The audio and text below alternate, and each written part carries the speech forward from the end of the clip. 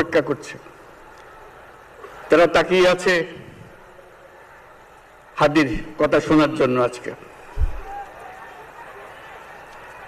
বিদেশে যারা আছে বাংলাদেশি, এই মুহূর্তে তারাও হাদির কথা জানতে চায়।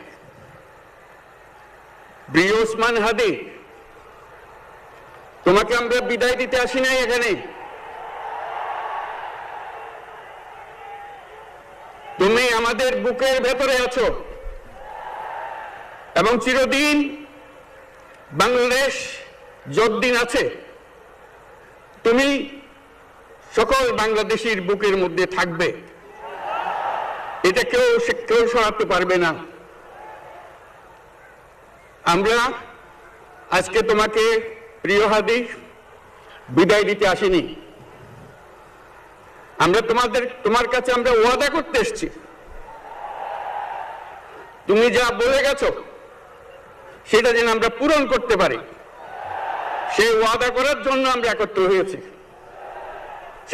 সেই ওয়াদা শুধু আমরা নয়, পুরুষানুক্রমে বাংলাদেশের সব মানুষ পূরণ করবে। সেই ওয়াদা করার জন্যই আমরা তোমার কাছে আজকে এসেছি, সবাই মিলে যে যেখানে আছি।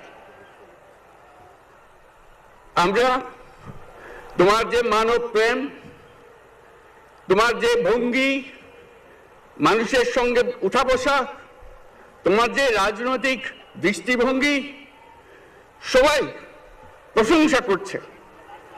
সেটা আমরা মনে প্রাণে গ্রহণ করছি, যে এটা যেন আমাদের মনে সব সময় জাগ্রত থাকে, আমরা সেটা অনুসরণ করতে পারি।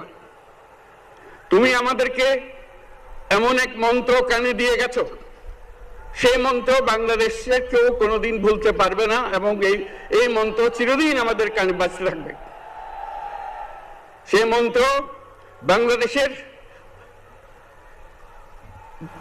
বড় মন্ত্র হয়ে আমাদের জাতির সঙ্গে সংযুক্ত থাকবে। তোমার মন্ত্র ছিল চলো বলো বীর চির উন্নত মমশির।